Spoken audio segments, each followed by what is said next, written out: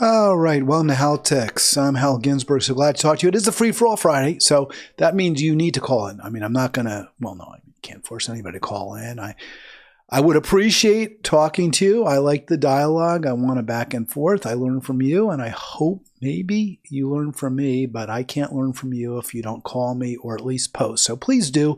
You see the phone numbers right there on the screen, 240-242-5646. And of course, the calls of yours that I take are what make this a unique live stream. Really different from, I think, pretty much what anyone else out there that I've seen does. I know Sam Cedar, yes, on the Majority Report does take calls now and again, but it seems like it's more kind of catch as catch can. Somebody calls in early, he may take them, not just a routine call out for people to phone. So that's what I want from you. It is the free-for-all, so your topics are always welcome. I have a number I want to get to. I was surprised yesterday. I didn't really expect the call yesterday, the show yesterday, to go as long as it did, but it did. So obviously I can talk a blue streak when I have the opportunity, when I have the want to so do. But I always try very, very hard to give you your chance as well to chime in when you have thoughts that you want to share. I want to start with student debt. I actually saw a post from my friend, I guess I can say his name, Johnny, on Facebook. And Johnny and I disagree on a lot. He's more on the right side of the fence, certainly when it comes to the climate catastrophe, the climate holocaust. We don't see eye to eye, nor on Medicare for all. But on some issues, he and I do kind of, at least, I don't want to say the nuances, but sort of a broad-based view. There is a meeting of the mind. So we'll get into that. And it does all relate where his post struck me relates to this story. I saw this yesterday, didn't get to it, but I didn't want to mention it today. Biden chips away at student loan debt bit by bit amid high expectations. So another $1.2 billion in loan forgiveness. Those are, I think, what, 5,000 or so, maybe 10,000 per debtor is being forgiven. And it, I don't want to say this is nothing. It isn't nothing.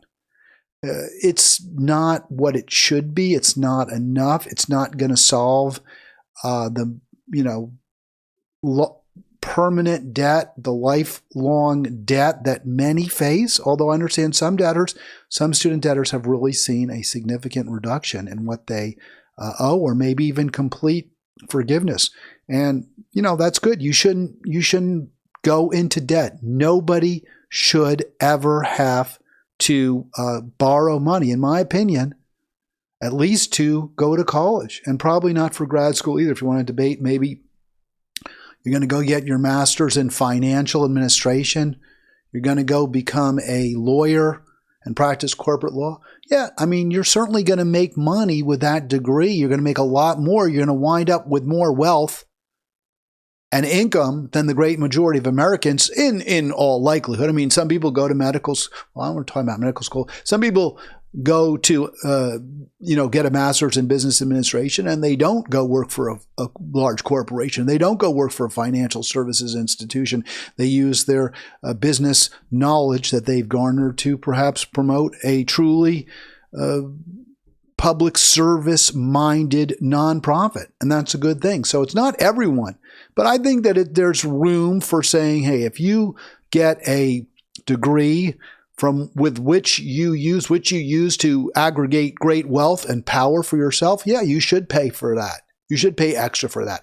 I like the pay it backward idea, where everyone is dunned out of their paycheck a percentage, which is not excessive, which is not enormous, for a certain period of time to pay for their education. And that would be administered by the government. So you would have for-profit loan servicers who are skimming and coin clipping and the like. You wouldn't have those sharks involved. But, I do think when you get a degree, you get an individual benefit, a specific benefit. So I'm not really big on having free college, tuition-free education. I do think there should be debt-free education. If you said to me, well, Hal, but you are paying a debt because you have to pay part of your income back, not the same as a real debt. A debt you owe whether you have a job or not. A debt you see the interest accumulate, and it becomes part of the principal, right? So if you have 10% interest on your debt annually, which I believe some student loans do, you owe $100,000. At the end of the year, you owe $110,000, and then the following year you owe 10% on that $110,000.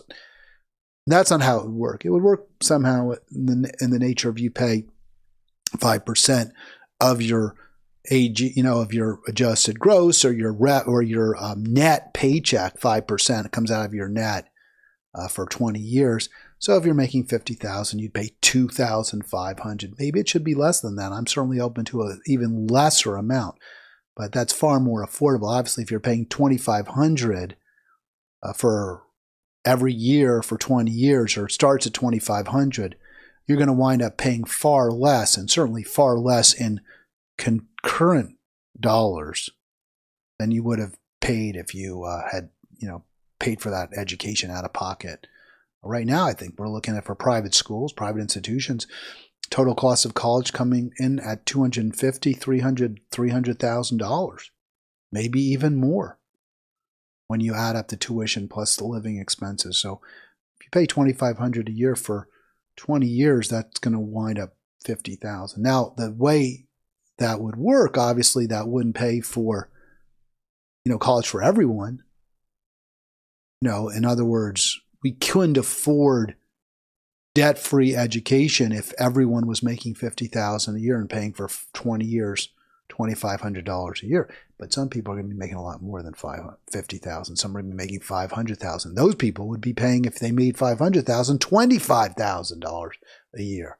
And if they were making $5 million because they became a top manager at a large company, then they'd be paying $250,000. If they made $20 million because they became the CEO of a Fortune 500 corporation, and that would happen, by the way, that does happen. A friend of mine went to a really good private school. One of his fraternity brothers is the CEO of Goldman Sachs. So if you had that pay it backward idea in mind, and that was what was how you paid for college, you had to pay 5% of your income. That guy, maybe he's making $100 million. He'd be paying $5 million for 1 year. So this works. This is the solution. It would go towards my ultimate goal. Everybody has enough. Nobody has too much. So Biden gets, I guess, a little bit of credit. $1.2 billion in forgiveness, bringing the total canceled to $138 billion. But the piecemeal efforts have garnered him a little praise. This is from yesterday's New York Times. Was it yesterday? It's 2 days ago. All right. Why is that? What's going on here? In fact, not only little praise, but criticism, right? Criticism often from the usual suspect. Here's some praise, probably not from a unexpected quarter. Somebody you would have expected to praise the effort of the president, his vice president, Kamala Harris. President Joe Biden and I canceled nearly $138 billion in student loans. So $138 billion, but the Times just talked about $1.2 billion. The reason she's using the $138 billion term is because amount is because that's over the course of Biden's term in office so far. Indeed, he has apparently taken steps that have led to about $138 billion in student loans paid off by the government. And that's a good thing. I guess. It's good for the people whose loans were canceled, no question. They are not going to have to pay them off. And I'm glad, because they were, I think, mostly people who were needy, who were perceived as absolutely needing to have, for them to live a decent life, for them to escape the burden of permanent debt. This is going to go somewhere. So I give Biden credit. And it's not grudging. Okay, it's a good thing. But I don't want it to be overstated. And this is where, the comment by Johnny comes in. Let's see if we can get it. And he actually channels a right-winger who I think often says does the wrong thing. That'd be Jordan Peterson. But let's see if we can get this here. There we go. I wanted that subscribe button. I was fussing around to get that subscribe button for you. Yeah, please do subscribe. I want more subscribers. I don't know why I don't have them. I was talking to a friend of mine, kind of a associate, professional associate, who is very positive, loves the live stream, said they've shared it with friends who also like it, who said they'll subscribe. But this friend asked me or urged me to make the videos available for podcasting, and pointed out I don't really watch YouTube. I don't even watch them. I just listen. And I get plenty out of it that way, but I listen when I'm exercising, jogging, what have you, working out. So that would make it easier. And I said, I get it, but I want my audience on YouTube at least to access this. Now, you can certainly just listen to YouTube. You don't have to watch, but that way all the numbers are aggregated in one spot. They look larger also because that's how I can monetize this. If I were to put my podcast on YouTube, well, not on YouTube, it is on YouTube. If I was to put it on an Apple podcast or in other places, it would be, I don't know how I could really monetize it short of putting little ads in. And I don't want to do that.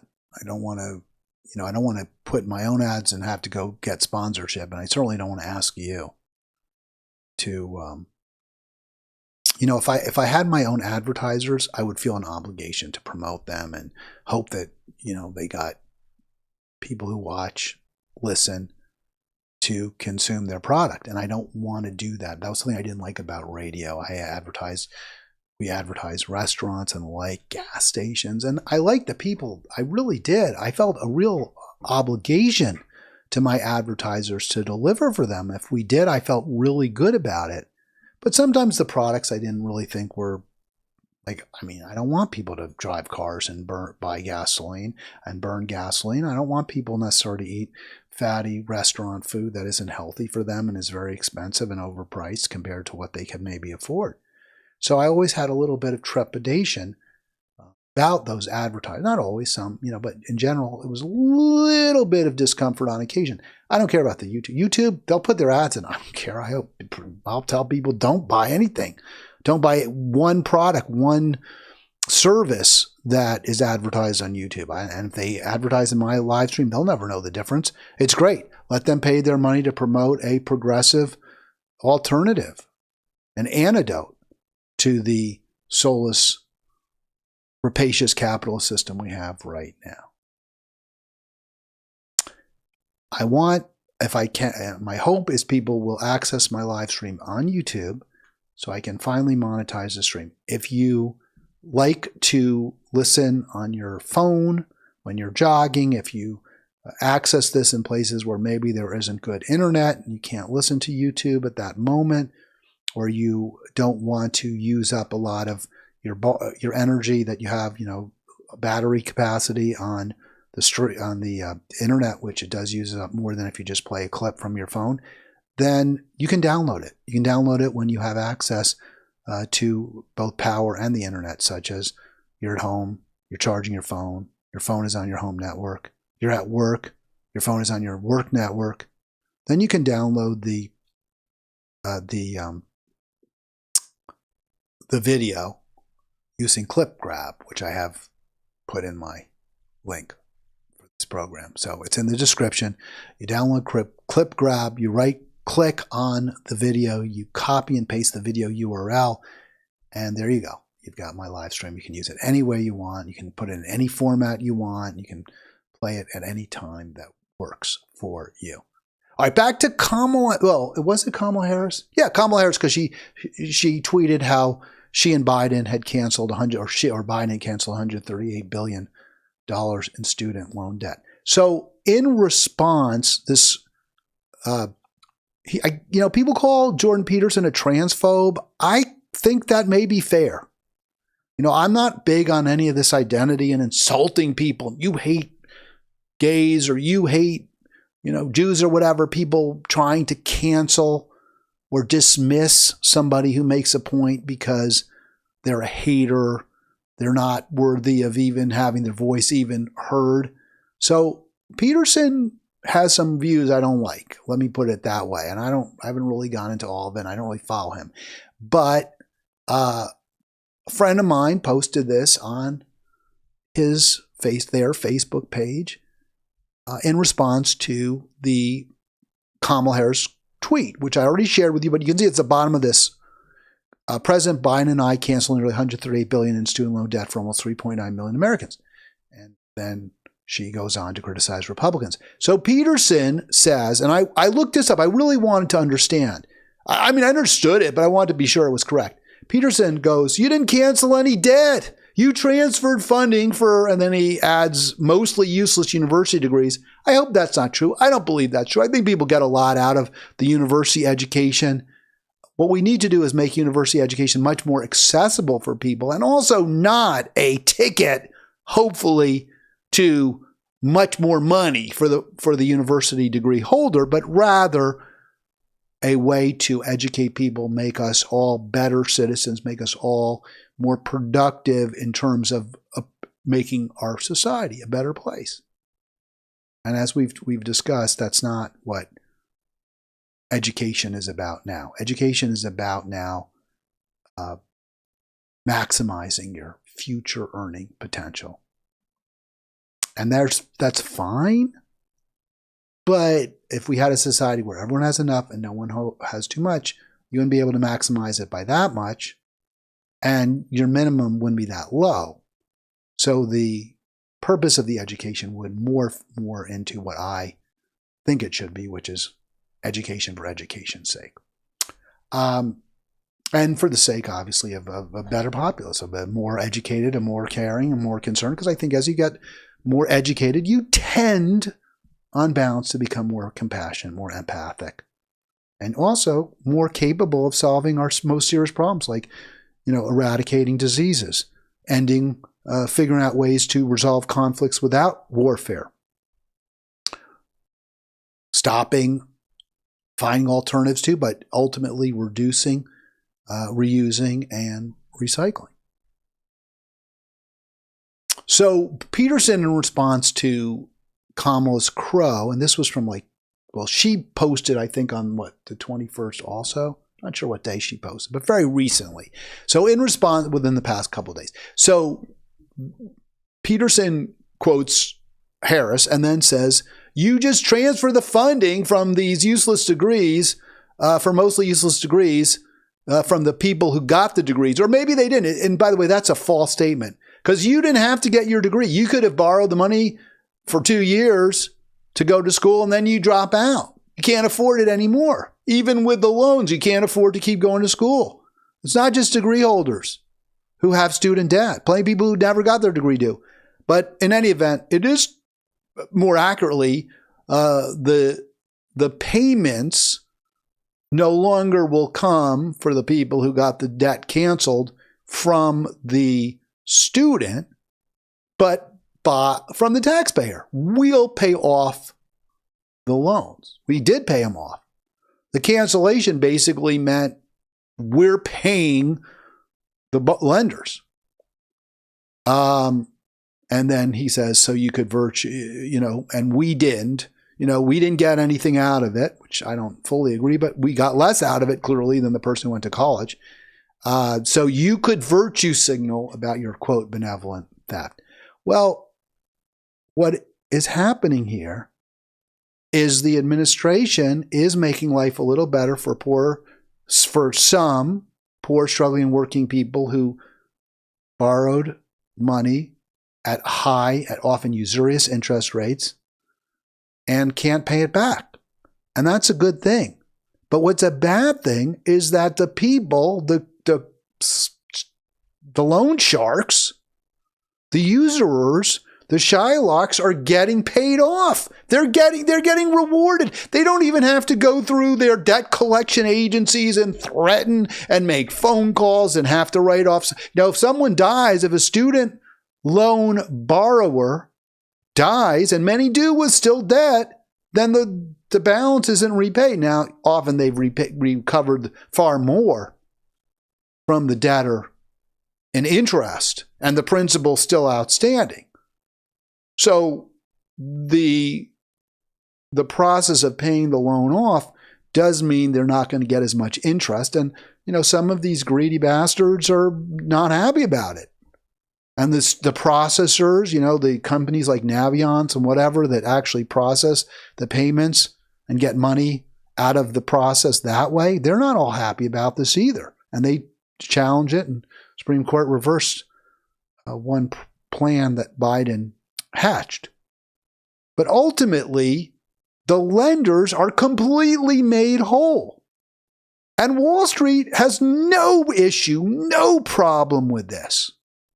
And so because of that, it can't be such a great idea. In the end, this is enriching the rich and empowering the powerful.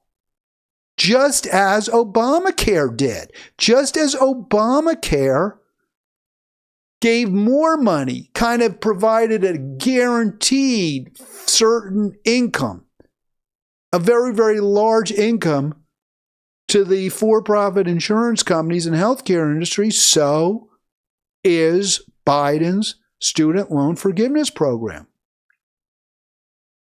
And that's not a good thing. Now, some might say, how? But wait, we gotta take care of the debtors. It's not fair. Their lives are being ruined. And my answer to that is, you're right, of course. We should, as a society, acknowledge that people were taken advantage of, exploited, and those who are in rough economic situations should have their loans forgiven. And again, if I'm fine in this case with some sort of income and wealth test. In other words, if your income is above a certain level, or we can document you have a certain amount of money in the bank, then we're not going to forgive your loan. Because why should the taxpayer pay for it? You clearly got some benefit out of it. You're economically secure, so you pay it. You pay off the money you borrowed. I'm fine with that.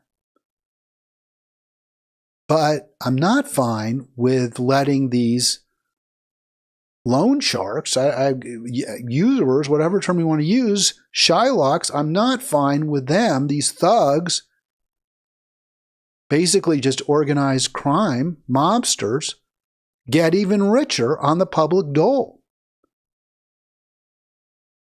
I understand the Supreme Court would never allow Biden to simply say, we're canceling that debt. It's not owed to you anymore. We don't like the way you did business all those years, which, by the way, I helped. I enabled it, right? Because he was one of the people who wanted to privatize the student loan industry, was Biden.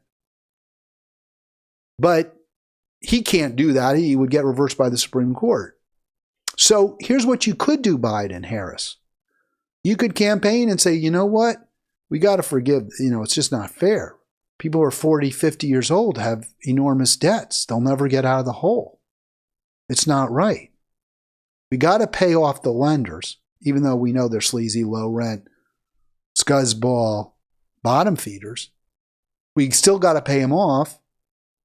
So what we're going to do is we're going to pay them off, but we're also going to raise taxes. We're also going to charge, impose a surcharge going forward on anybody who lends loans to students. We're going to reduce greatly. Well, I would call for a change completely in funding education. But again, figure out ways to make these financial services creeps pay for this. Pay for the government program, the hundreds of billions of dollars that we are now on the hook for. And so I think Peterson and Johnny make a very important point that we need to bear in mind, that the student loan sharks are being rewarded. They're going to wind up better off than they were before. Now they don't even have to spend any more money on collecting the debt. And you don't believe me on this? Well, read what maybe the American Banker, maybe their take will persuade you that this is not, in the end, a good program unless, I mean, it's good for many poor struggling working debtors, of course, and that's really important. But it's not enough.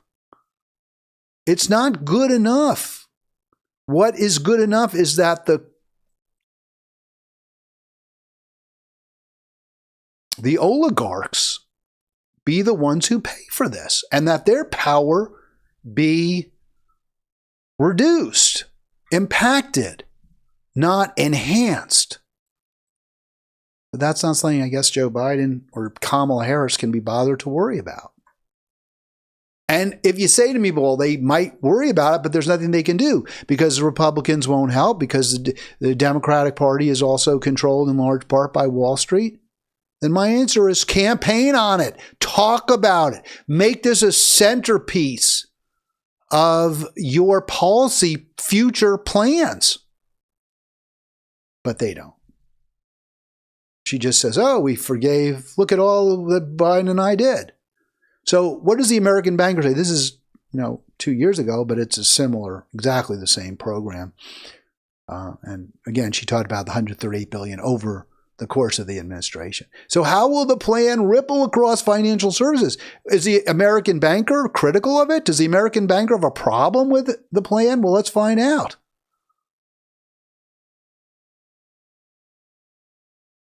It's a clear positive for consumer credit. The bankers are happy. They're rubbing their hands together and cackling because you and I are going to be paying off debts that they would otherwise have to squeeze out of people who don't have the money. They'd have to try to get blood out of the turnip. And they would get their blood, or at least some of it, but this way they don't even have to squeeze. So it's a clear positive for all consumer lenders. Their customers will include, obviously. No, if you have a student loan debt, you probably have other debts too. You probably have credit card debt. You probably, if you were able to buy a house, you have mortgage debt. So guess what? Because the taxpayers, we are paying off your student loan. Now you'll be in a better position to pay off all these other sleazy, low-rent bloodsuckers, right? Well, that's what the American banker says. And by capping the borrower's payments right at 5% of their monthly income, which is also a really good thing. Like I said, I would say it's okay. 5% is doable, I believe, depending on the circumstances. That will help the credit card companies, which often charge, by the way, 18, 20% plus penalties when you don't pay back that 100% every month, which you should always do. You should never, in fact, don't buy anything if you can't. That's my advice to you. Never buy anything if you can't pay off the credit card at the end of the fiscal month. You just, obviously if it's life or death, you have to, but if it's anything, even the least bit discretionary, just please don't buy it. Buy something cheaper, borrow, call your parents, call your kids, whatever. Don't ever borrow money from credit card companies. Because their rates are just so outrageously high and they're just going to impoverish you. So, but the Biden plan, the Harris plan, it's great for the credit card industry. That's why I can't get too excited. I can't love that. This, just like Obamacare, clear positive for the for-profit healthcare industry. Far more ambiguous how good it was for the rest of us. I will say this. If you come out against Obamacare or against Obama or against Biden, you're immediately attacked. Oh, but we put 20 million people on insurance. People are now living who otherwise would have died. And there's truth to that. And it's a hard argument to counter. But at what price do we save some people, leaving others, relegating others to continued impoverishment, to continually going without health care? Because Obamacare doesn't cover everybody. At what price do we pay more than 2 times what virtually any other country in the world does per capita for healthcare that doesn't keep us healthy? At what price? It's a very, very difficult question. I'm of the mindset, hey, if you're not for Medicare for all, if you're going to transfer money from taxpayers to for-profit healthcare companies, for-profit student loan operators, I don't want to vote for you. I just won't do it. At some point, I'm not going to do it anymore. Because you're empowering the powerful, you're enriching the wealthy. Somebody who doesn't agree with me. So this is from The Nation, which I sometimes like. I think Katrina vanden Heuvel's done a pretty good job over there. Well, Elie Mystal likes Kamala Harris and apparently also at least doesn't dislike Joe Biden. And for me, this is very, I see that subscribe shouldn't be over the I had moved the Halitics logo oval, whatever you want to call it. But I also have to click transition. Don't forget, I did show you the subscribe button, so do click subscribe, please. Elie Mystal, and I find this so disheartening. I mean, isn't The Nation supposed to be some kind of a real progressive organ? Some takes on both parties, speaks truth to power. We have one corporate party. It's called the Republicrats, the Democraticans, whatever you want to call them. Nation, don't they get that? Apparently, Elie Mystal didn't get that memo. He says, it's a he. I said he. Elie is a man. Elie Mystal, the potshots at the present age are not just on Biden, but also on his vice president. Plus, have you seen the other guy? No. Well, first of all, they're not. When you say Biden's old and having senior moments and isn't really all there, that's not saying anything about Kamala Harris. Nothing. Now, the implication by Mystal, what you're implying, says Mystal as well, if you have a problem with Biden being old, then what you're really saying is you don't believe there's a plan B. You don't think Kamala Harris would be a good president. So you're also taking a pot shot at her. Well, that's just wrong. I mean, that's just BS. I mean, I do have a problem with Kamala Harris. And I also think Joe Biden's too old. But those are two separate issues that if Joe Biden had a great vice president, somebody I really, really admired, I don't know who that would be. Who? I don't know. Maybe if it was Jill Stein, I'd still say Biden's too old. I'd be like, well, it'd be great if Jill Stein were president. But until she is, Biden, old, demented, whatever he is, shouldn't be president. I mean, if he's better, as Mystal writes, have you seen the other guy? Okay, fine. Right. It's a choice. We have to choose. And you can make the argument, if it's not Joe Biden, it's going to be Donald Trump. So you have to vote for one or the other, or you vote. I'm like at the point, no, they're both really bad. They're both for genocide in Gaza by the Israelis. They're both, or genocidal acts by Israel. They're both, Biden's all in for Ukraine, things I don't like about Trump. There are many bad things about Trump, but, in one area he is better. He has been calling for a ceasefire in Ukraine. He is calling for peace in Ukraine. So that kind of balances out some of the really other bad stuff by Trump when you compare him to Biden. They're both bad. I'm not sure one is that much worse than the other. Not because one's okay, not because they're both okay, but because they both really suck. And because, for that, that's why. But according to Mystal, if we say Biden's too old and he's demented and he doesn't know what he's doing, then we're also saying, and Kamala Harris would be a bad president. Well, I would say that, but that's not what I'm saying when I say Biden's too old. So it's a false argument. All that said, Mystal does make the argument, which I think is relevant if it were true. It's certainly Kamala Harris's ability to be a good president, her qualifications to be president are really important, right? I mean, the fact that Biden is as old as he is does make it more relevant, more important I mean, I think we want everybody who's, every vice president to be somebody we're comfortable would be able to step in and be a decent president. And people surprise you. I mean, my mom tells me that, she and my dad didn't really have a lot of faith in LBJ. He was picked by JFK in 1960 to be the running mate because it was thought, and I think correctly so, he could bring Texas along and maybe some states in the South, which I think he did. And yet, for that reason, the fact that he was viewed at that time as a more palatable vice president for Southern voters meant to my parents that LBJ couldn't be very good. He wouldn't be a good president. And I understand that. The South was segregated. The South was the home of Jim Crow. The South was very racist.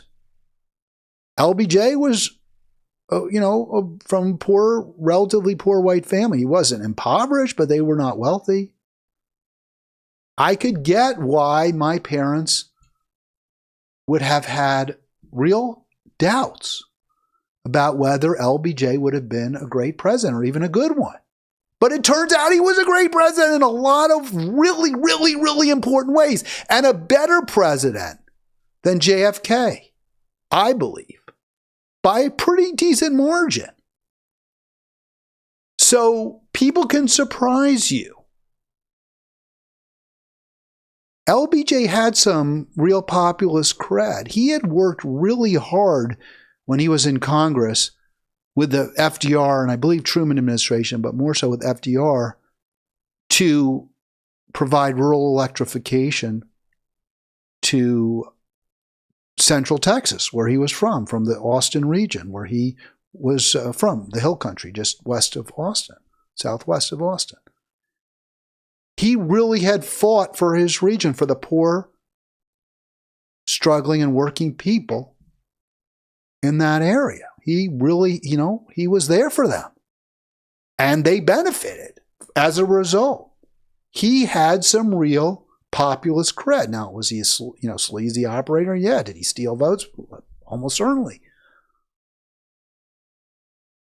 But there were glimmers of the progressive LBJ. I haven't seen those with Harris. Yeah, she said she was for Medicare for all before she wasn't, and then she changed her mind on what Medicare for all means. She sure wasn't there for the prisoners jammed like sardines into California incarceration places. She sure wasn't. She fought tooth and nail to keep those prisoners in overcrowded conditions. She tried, she wanted to lock up parents whose kids weren't going to school, even if that would only make things worse for the kids. I have not seen glimmers of progressivism in Kamala Harris. So yeah, I don't think she'd be a good president. And Elie Mystal doesn't provide, in my view, any real argument that's persuasive, that, over a minute or two would convince anybody who was being honest, objective. So, but Mystal says, no, I'm not worried about Biden's age because I find Kamala Harris to be ready and capable of stepping in should Biden falter. And in fact, because people say he's too old, well, it's because they're sexist and racist. If Harris were white and a man, nobody would be saying this. Where does that come from? Really? What's your rationale for saying that?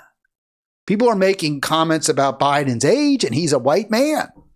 So it's hardly like he's off limits. If you're going to say it's the MAGA people, last I checked, Trump was constantly making fun of white opponents. Low energy Jeb, for example, as one example. Low energy Jeb Bush. He criticized John McCain, a war hero, a white man. I think he called him a loser for being captured. So where is this argument? Why would you, what's the basis Mistal, for you to say that. It's just what you're doing is pitting people against each other who should be in the same coalition. So I reject that. I don't find anything even remotely persuasive about that argument. Look, you run for office, you get criticized, you get attacked. Trump is constantly getting bashed, small hands, what have you. He's a white man. He's not a woman of color. He gets it. You run for office, you get criticized. It's just the end of it.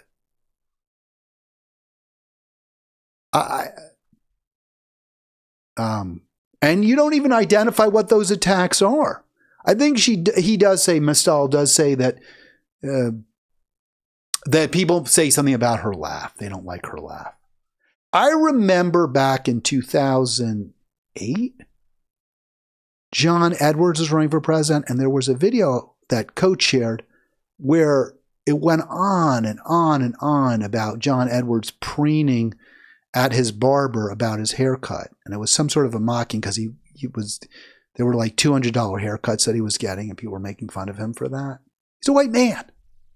So again, please, can we just stop with this trying to weaponize race and sex at every opportunity? Please, please stop, please. Because it doesn't help. And nobody believes it. Mistal does give a couple of examples of where he believes that Harris could be a leader, right? Because I said, well, where's your example? You think Kamala Harris is ready to be president, right? You think Kamala Harris, you argue Kamala is ready to be president. Why do you say that? What's your example? And I don't think Mistal really gives a good example of why he believes that Harris could be a good president. But he does argue why Harris could be useful, helpful, a positive for the administration. And again, this is just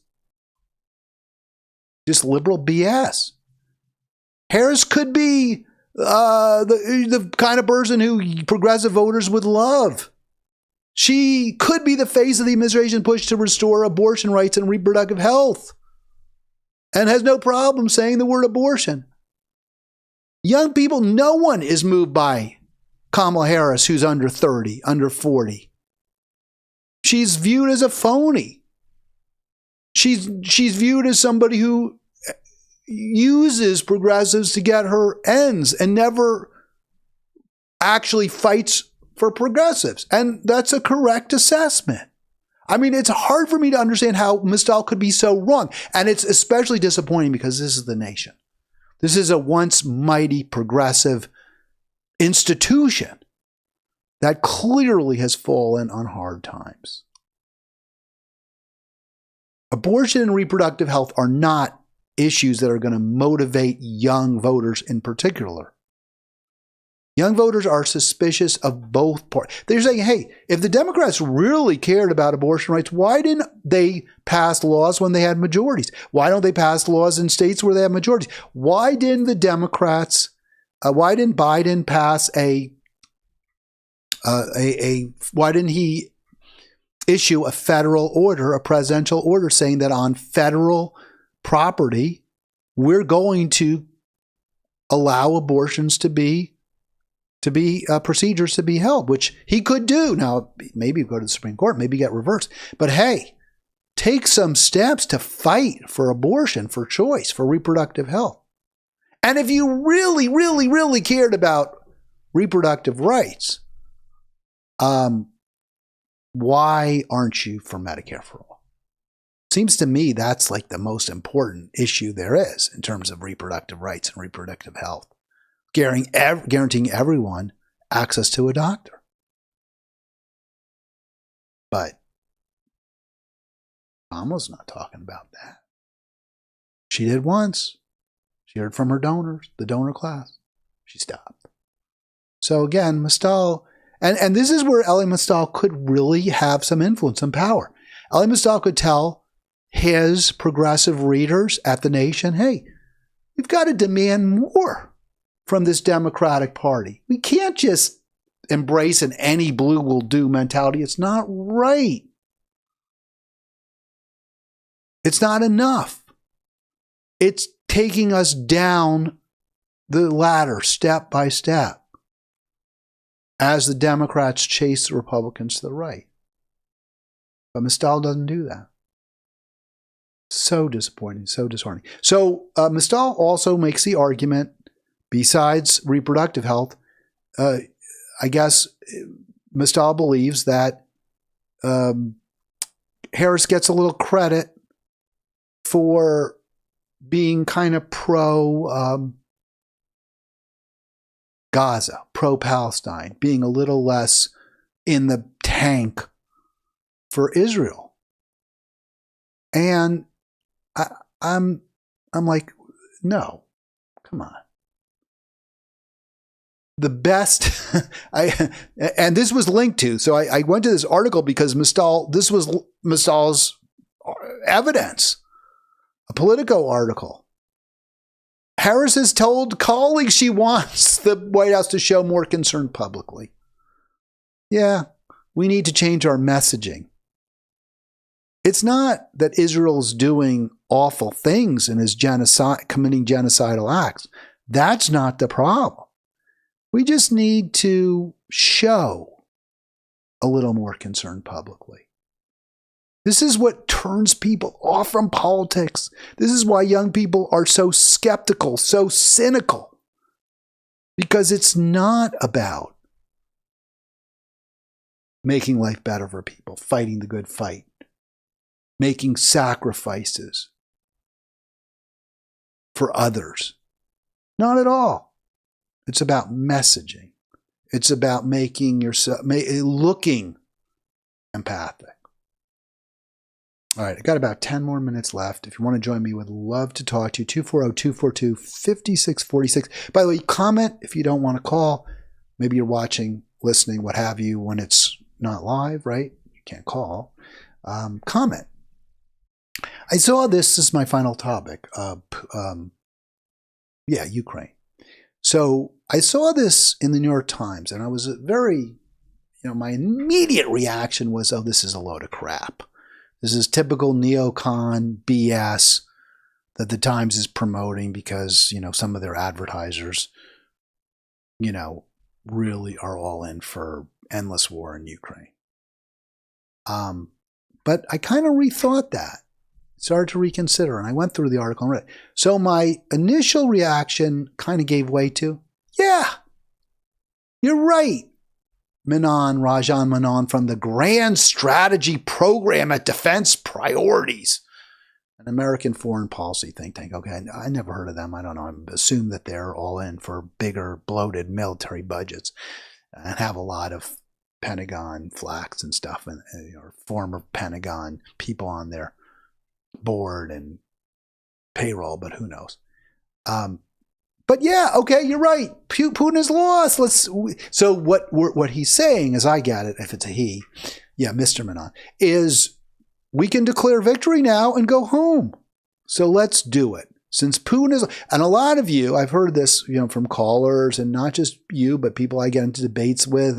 I quit the Green Party. I didn't quit the Green Party. I'm not a member of the Green Party, but I quit a Green Party steering group I was part of because there was a very pro Ukraine war. Let's continue the funding of Ukraine, which, by the way, is not Jill Stein's position. This is counter to the official Green Party position. The official Green Party, at least I shouldn't say that's not official. The position of the putative Green Party presidential candidate is we should not be funding Ukraine. And I, in fact, went to I played you some clips from that where she said that with Max Blumenthal. But many people in the Green Party apparently don't agree, and they think we should keep funding Ukraine, keep providing military material, and have endless war there. And one of the arguments, and I hear this not just from Greens, but from lots of people, but because I kept hearing this, I said, forget, I can't be part of this anymore, was we can't let Putin win, right? what? You can't give Putin what he wants. It's very personal for people. It's like, oh, it's the bully. We can't give the bully what he wants. So we have to just keep allowing and I would say not ourselves. We're not the ones standing there getting punched in the eye by the bully, but we have to let our, cousin or little cousin keep getting punched in the eye, just as Ukraine keeps getting punched in the eye over and over and over by the bully, because we can't let the bully win. As though somehow by letting our cousin get punched in the eye, that's standing up to the bully. I don't see it, but okay. And we're not really, we are standing up to the bully because we're standing behind the cousin. And every time the bully punches the cousin in the eye, the U.S. government is propping our cousin up so that they don't fall back. And instead, the bully just can keep punching them in the eye, which is basically what's happening. But now we don't have to worry about that because Putin's lost. So let's just all pack up, declare victory, and go home. That's my initial reaction. And if you're wondering how Putin has loss. And I mean, I think a lot of us are like, well, no, Putin has, we have a lot of evidence to say, well, Putin's won or Putin's winning. And, which I think Russia's winning anyway. Ukraine certainly, let's put it this way, Ukraine's certainly losing if they haven't already lost. But even given that fact, according to Rajan Menon, we don't have to worry about it because regardless of what's happening to Ukraine, Putin's already lost. And Menon doesn't sugarcoat it. He doesn't pretend, the facts aren't the facts. He flat out acknowledges Ukrainian victory seems out of reach. Ukraine's running low on weaponry and ammo. American military assistance is in doubt. Russia's determined to fight on. Some experts say if we perpetuate this war, Kiev will only suffer more death and destruction and should seek a political settlement with Moscow, even if it requires sacrificing territory. And that's been my view, of course. But a lot of you don't like that. You say, well, we can't do it. Because if we do, we're giving Putin what he wants. Putin will win if we do that. But no, Putin won't win. Putin's already lost. So let's settle with Russia, even if it's on what Putin wants, gives him what he wants to a degree. He gets some territory. It doesn't matter. He's lost. He's failed. That's what Rajan Menon is telling us. So we can just declare the victory. We can pressure Zelensky to say, okay, give Russia its buffer between you and, between Ukraine and the east or in the west to Russia's east, have that demilitarized zone. Crimea will stay Russian. It's okay because Putin's already lost. Ukraine's going to go its own way and Putin's already lost. As long as Ukraine remains independent in any way, that's defeat for Putin. And even if somehow Putin won all of Ukraine and re-annexed it for Russia, Putin would have still lost, says Menon. So I guess he's even saying it's okay to give Russia Ukraine, to give Russia Kiev. I wouldn't. We don't need to, but I wouldn't anyway. I mean, that's like too far. It's not as though Russia's captured Kiev. It's not as though it's part of Russian territory.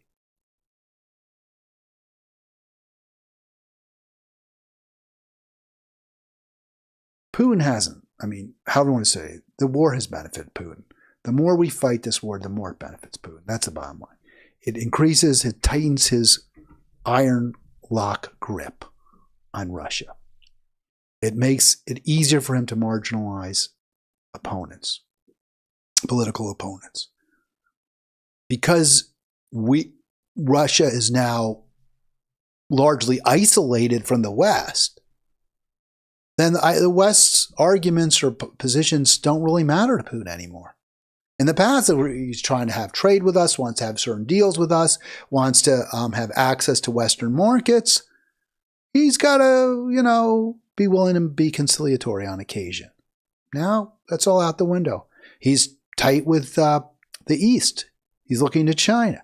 He's trying to maintain a relationship with India. He's focused on Russian activities, which are very nefarious, by the way, very harmful in Africa. And he's able to do all of that because he doesn't give a rat's fat butt what the West thinks. He's already involved in a proxy war with us. So, no, it's not true. Putin hasn't lost. And as long as this war continues, actually Putin wins. I'll tell you who loses. Ukraine. Ukraine's already lost. And the people of Russia are losing this war. But Putin's not losing it. If you want to show Putin, then push for peace right now. Negotiate for peace right now. Ukraine will stay independent. And then we will have some ability to leverage. That's the only answer, in my view. All right, real quick, just one more part of this. So we're not gonna. It sure looks like we're not going to try to negotiate with Putin. And this article in today's post, or yesterday's, well, it's in today's paper copy, really kind of struck me because it shows that the Pentagon, and by extension, I would say, the White House, doesn't care about human lives, doesn't care about Ukraine lives. With hundreds of thousands dead or wounded and still no end in sight, the conflict is real, that U.S. battlefield calculations must evolve. So I read that and I think, well, maybe they're talking about how to minimize casualties. Maybe they're talking about how, not just U.S. casualties, but just to minimize casualties, period, from war. Maybe to avoid war. Maybe to, again, focus on platform peace activists. Those who are calling for non-violent solutions to conflicts between nations. Maybe that's what we should be doing. Not at all. Not at all. The Pentagon isn't focused on that. There's no pressure on the Pentagon. There's not even pressure, at least according to this article, for the military to be efficient, to not just waste billions of dollars. And we've seen billions and billions of dollars. We don't know how much is wasted. We don't know where the money in Ukraine is going. That's not discussed. That's not discussed. It's just a game for these people. It's just a friggin' game. And I think we need to take our military back from them. And that includes taking it back from Joe Biden. So, real quick in the article, generals pacing the briefing room. And he's displaying, wow, it's kind of exciting, a lethal technology. This is really, he's saying, look, this is how we were able to kill almost 90 Russian soldiers. You don't think this is the U.S. Army involved? You don't think this is a proxy war? You don't think this war that Ukraine is fighting is at the behest of the United States?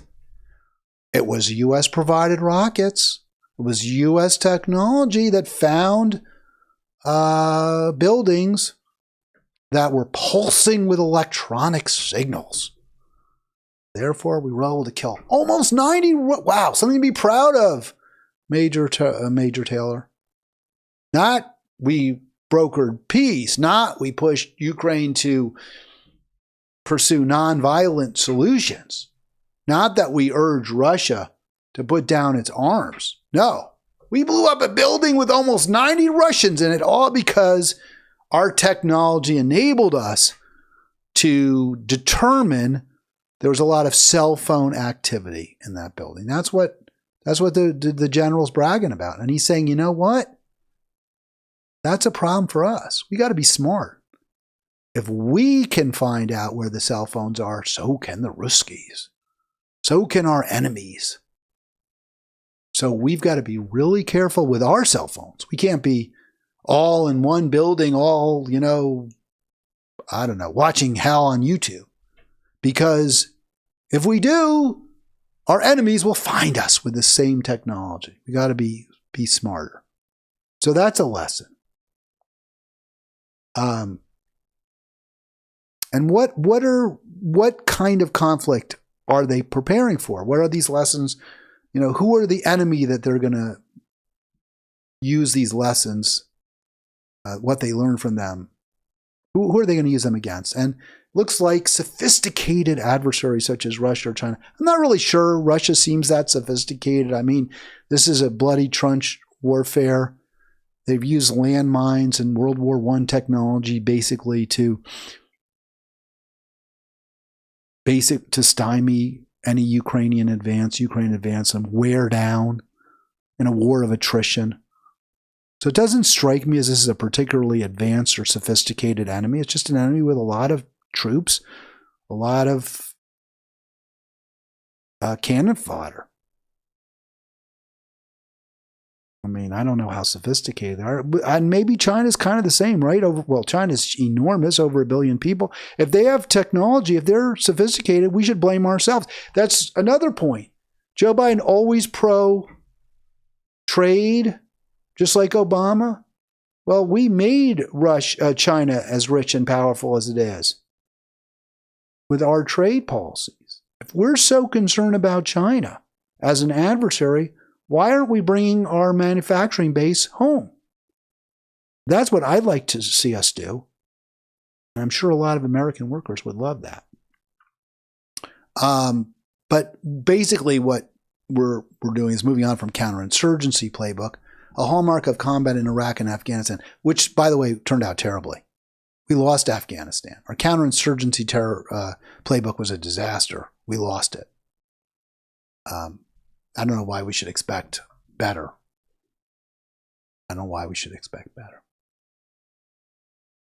All right, yeah, it's been over an hour. I did want to talk a little bit about my least favorite Congress member. And when I say my least favorite, well, he's my Congress member, Jamie Raskin. I don't like Jamie Raskin. I don't think he's the worst Congress member, but he's my least favorite Congress member because he's my only Congress member. If you don't want to include senators, and yes, I know the U.S. Senate is part of the Congress, but a lot of times people don't really think of it as such. I don't like my senators much either. But yeah, Raskin, he's going to be on PDA real quick. One of the most influential progressives will be on the PDA call this Sunday, 4 p.m. And so I just have to comment on that. This is why I think these progressive organizations are often not worth your money. Of course, I worked for one of them. Because they're so besotted by the big name, the bold-faced name. Oh, Jamie Raskin, he's a Congress. He led the impeachment hearings against Trump. As though somehow that's something good, right? The post-Trump presidency impeachment hearings kept Trump's name in the news and kept Democrats, gave them a huge opportunity to avoid talking about Medicare for all and other progressive policies that could have united people, could have united poor, struggling, working people in a coalition, bound and determined to demand that all have enough and none have too much. But no, Jamie Raskin helped stop that movement, stymie that movement. And yet he's a progressive hero?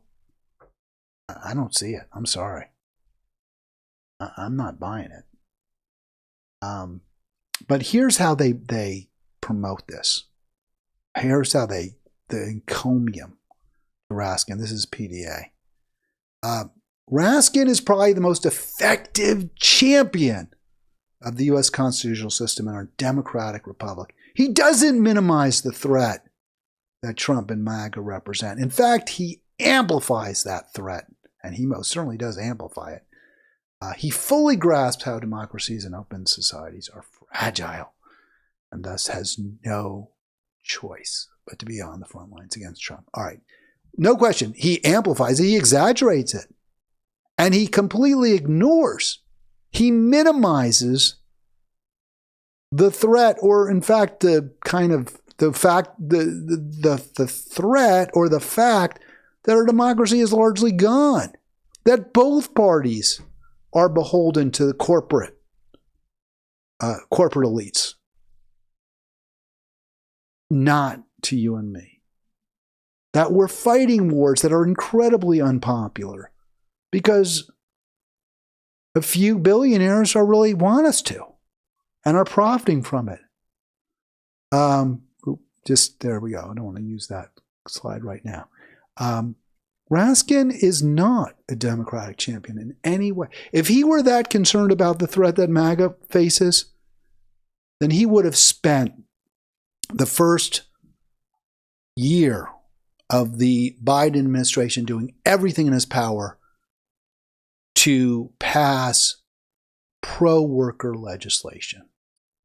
Legislation that takes power and wealth away from corporate elites, from lobbyists, from big shot lawyers, and returns it to unions, working people, the rank and file, brings jobs back to America, guarantees all health care, raises tax on the wealthy. If he did that, he would have greatly reduced the threat that MAGA poses. He didn't. Proves he's not really a champion of democracy. All right, that's going to do it. I hope you all have a great weekend. I'm certainly looking forward to it. And I will be back Monday with Arlen.